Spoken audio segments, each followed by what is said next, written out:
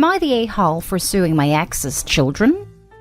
I, 50 male, got the biggest heartbreak of my life when I found out that my high school sweetheart turned wife cheated on me and that her children, Jack, 21 male, and Jill, 21 female, weren't mine. They were 2 years old at the time, but I couldn't handle it, so I left.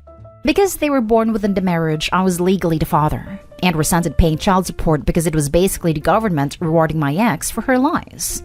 I wanted no contact with the children, but didn't begrudge my mom for still wanting a relationship. But I did stop talking to her for 6 months after she tried to trick me into reconciliation. I only let my mom back in my life after she swore to never betray me again, and with perfect understanding that she would be dead to me if she ever tried again. Later on, I moved on and found a woman who was willing to accept me in spite of my baggage, and we had a wonderful marriage. I was heartbroken the day she died, but pressed on because I knew I had to be there for my children Miranda, 18 female, and Joe, 16 male. I started a business and did fairly well for myself. I never talked about my ex-wife or her kids, so I developed this reputation of being a doting father and successful man. I never bragged about it, but rather it was something that was pushed onto me that I tried to downplay. After my ex's kids turned 18, I double-checked with my lawyers and they said that I was in the clear and have to pay for any support. Jack and Jill reached out to me, wanting contact and requesting financial assistance as they had plans for college. I calmly told them no, and to never contact me again. It even had my lawyer send out a letter explaining that I was free of any more obligation to them. Jack and Jill were both upset and confronted me each on their own way. Jack went to my place of business, yelled about how I was a horrible father who abandoned his children, while Jill went on social media to badmouth me and my business and got many of her friends to write horrible reviews. Their actions hurt my reputation and cost me a lucrative contract, so I decided to file a lawsuit. Turns out, their mom let them believe that I was their dad, and my own mother never thought about setting the record straight. We did another DNA test. First one was done during the divorce, verifying that I'm not their dad, and I now have a case against them. I've yet to receive an apology from Jack or Jill, but their mom is begging me not to continue with the lawsuit. I said I'd only do it if she paid me a specific amount, and when she said she couldn't afford it, I countered that she could if she sold her house. She said that she and her family would have no home, but I don't see how that's my problem, since this was her mess to begin with. Am I the a-hole? Now for the top comments. Not the a-hole. Your ex-wife and mother's lies ruined your business and costed you money. I feel sorry for Jack and Jill, but I question their character, since their response to being told no was to try to destroy your life. Agree. Opie paid child support for children who weren't his own for 18 years. I think that the ex is an awful person for doing that to him, along with lying to her own children and inspiring this whole mess. This is the wildest part in my eyes. DNA tests prove they are not your children, and you were still legally obligated to support them for 18 years? If any lawyers see this, can you please confirm that this can actually happen? Not the a-hole. You paid a child support all the years because you had to, and they thank you by ruining everything you've built up. Sue the hell out of the children, and teach them they don't get to expect money from someone just because they believe it's their dad. I second this. They could have asked why. Instead, they went nuclear on you. I don't see why he should not go nuclear back. Not the a-hole. Although this is a horrible situation all around. In the end, I'll say though that the real a-hole is their mother, who should have at some point told them the truth about you. Although I don't think forcing her to sell her house is in anyone's best interest. This is where you become a bit of an a-hole. Something like that is only going to cause you further grief, and it seems like the best thing for you is to just not have these people in your life anymore. You're 100% wrong. She literally cheated on him and as a result had kids that wasn't his. Then she took child support payments from him for 18 years for kids that weren't even his. She could have declined the payments like any person with an ounce of a good heart. He shouldn't have ever had to pay. Not a single penny. To top it all off, she made the kids believe that he was the real dad. I honestly believe he deserves every single penny he spent in child support back, and then some for emotional damages to his well-being. They destroyed his business and reputation as a result of their mother's poor actions. He's not an a-hole for anything. I say sue the mother and the kids. I hope this man gets the world because this is such a disturbing situation to be in. This is why I wish more women would face criminal charges for false paternity. It's one thing if a man openly accepts a child as his, even if he knows it's not. But to make a man pay for a child to prove to be fathered by someone else? regardless of marital status, is just evil. It causes imbalances in family planning and paternal destiny. Next story. Am I the a-hole for saying I don't care about my sister finally having a kid? 10 years ago, I, 32 female, was dating Sean, 33 male, when my sister Anna, 34 female, encouraged me to break up with him because we weren't good together. At the time, I was hesitant. But then he cheated on me with this woman he worked with and I was done. And Anna was the most vocal cheerleader of the whole thing. But then 3 months later, I found out they were dating. I won't lie, I felt betrayed. Not because I particularly care about friends/family dating exes, but more to do with the fact she was so vocal about us not being good together before we knew he cheated. It felt like she wanted him for herself when I looked back. But on top of that, she starts dating the guy who cheated on me. They never meant for me to find out when I did, but once I found out, they were openly together. The girl he cheated with was almost more pissed than me at first, because she thought they were going to be together. It was a mess. But I declared myself done with my sister that day. I did go to their wedding and I did invite her to mine. I had 2 boys she never met, and I knew from family she was struggling to conceive, but I never reached out to support her. 2 months ago, my parents told me she was pregnant and wanted to invite me to her baby shower. But they wanted to talk to me first, so they could explain why it was so important that I put the past to rest and move on. They said our kids deserve to know each other. And this pregnancy has been rough, so her daughter is a true miracle baby and I would be a great aunt if I'm willing. I told them I'm not, and that they need to stop trying to make me move forward in a relationship with her. They told me she's having a baby, and this could be great for me. I told them I don't care if she's having a kid or not. I don't want no part of their lives. My parents just told me I am dead wrong for that, because their kid is innocent. It is family blood, it deserves to have her family want her. Am I the a-hole? Not the a-hole. Family is blood? Then why didn't they handle her when she did what she did? They're just guilt-tripping you. Exactly. Not the a-hole.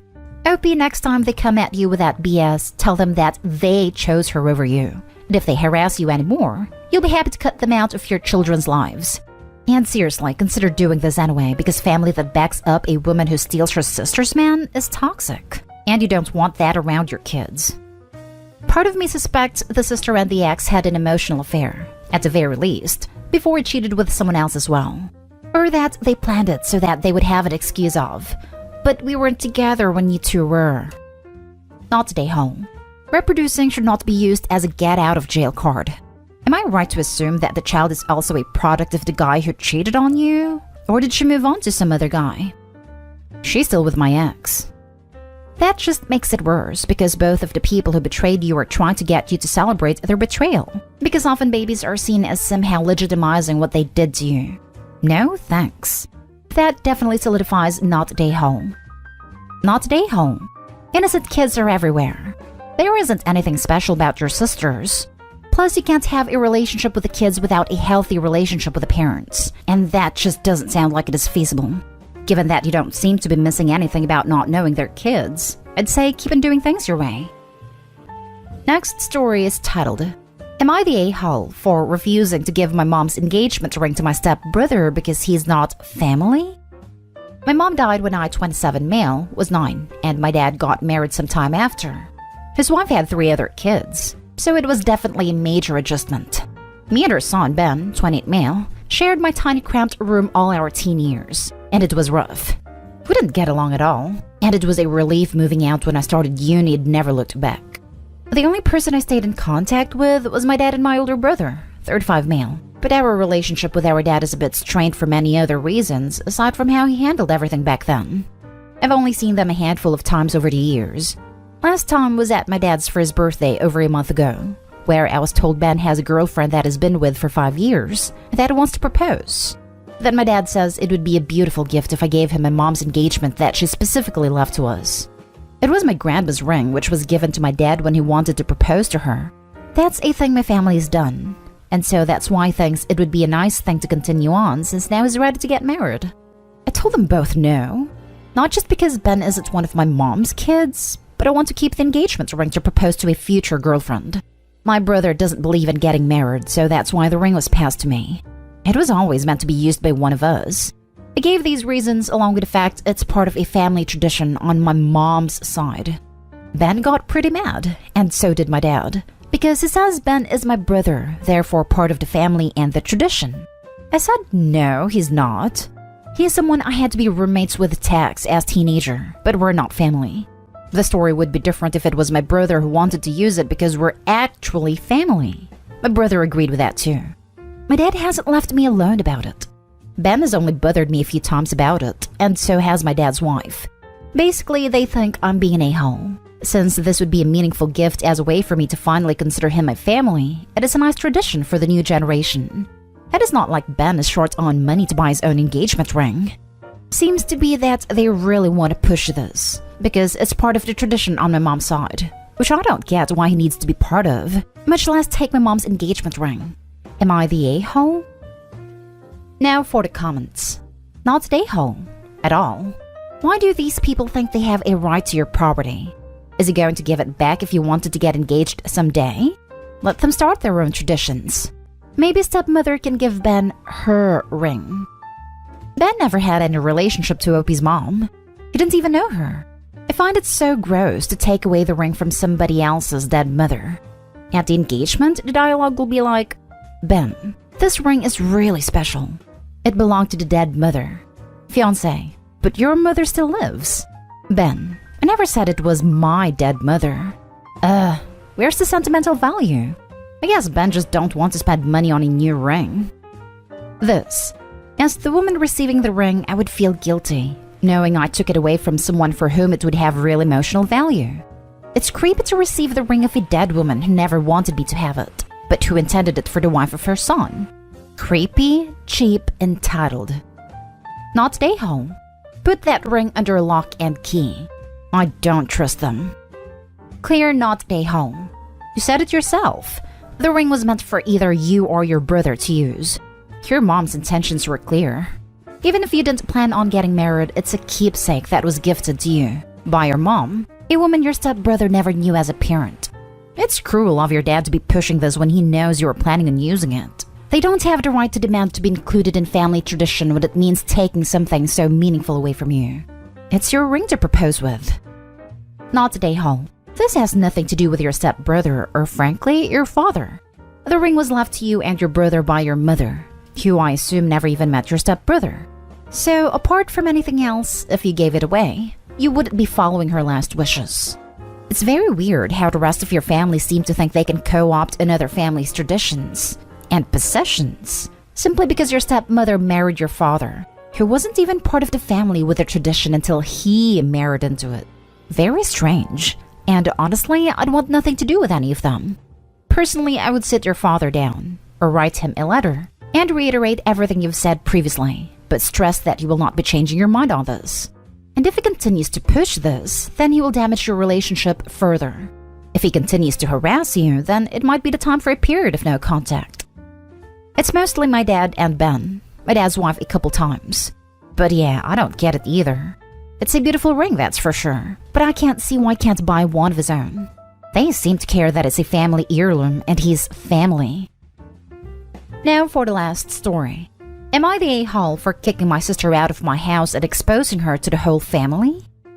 My 26 female, sister 35 female, lost her home due to her husband's gambling. They practically lost everything and were forced to eviction. Our parents had always preferred my sister way more, as she's a perfect child. Perfect husband, perfect house, perfect career. She's a doctor, and thus she came to me for help. She cried and begged to please let her stay here with me, and not to tell anything to our parents until she was divorced. I did, because I know how mean they can be. My boyfriend and I own a 2-bedroom apartment. The guest room that's rather small, and our room that's a lot bigger and has an ensuite bathroom with a bathtub. This is important. My boyfriend is currently staying with his parents in Texas, so I have the whole house to myself. We talked about it and we agreed to let my sister use the guest room and pay minimum rent for a few months. Everything was fine at first, until a few weeks ago when we had some problems with the bathroom my sister uses and she had to use mine. When she found out I had a bathtub, she was thrilled and said why I didn't say anything before. And I just told her because it was my personal bathroom and I didn't have to. The problem got fixed in 2 days, but every once in a while she asked me to use my bathtub. I said yes a few times, until she just stopped asking and began to go into my bath every time she wanted. She then tried to leave her products there until one day I found her sleeping in my bed. I woke her up and told her to get out, but she said that it wasn't fair that I had a better room with a better bath and everything, that she was a doctor deserved the room way more, and that the best thing was to move to the small room and let her have it. I was mad. I couldn't believe that she was in my house trying to rule over me. I told her that this wasn't just my house, but my boyfriend's too, and that she had to get her things and leave. She said I was overreacting, and I told her that, yes, sure, but I know how these things usually are, and I don't plan to have it her way. She said that she didn't have anywhere else to go, and I told her, too bad. She had to come clean to my parents and is currently staying there, and now they are mad at me for kicking her out and forcing her to embarrass herself in front of them, and that I owe her my house for free as long as she wants. Not today, Ho. You welcomed your sibling into your home and just wanted basic decency, and she trampled all over your boundaries. She deserves what she gets, to be honest. Of course they are mad at you. You're the scapegoat, and she's the golden child. This will never change no matter what you do. So stop trying with any of them, and start distancing yourself. They're toxic, and you need to live a happy, healthy life. A 35-year-old doctor can afford to stay on her own. What an entitled person. Perhaps not. Her ex probably damaged her credit beyond belief. Doesn't excuse one single ounce of her behavior towards Opie, though. Not today, Ho, and laughing out loud at your sister. Did she really say I deserved a better room because I'm a doctor and you're not? Or words to that effect? That's one for the Guinness World Records of entitlement.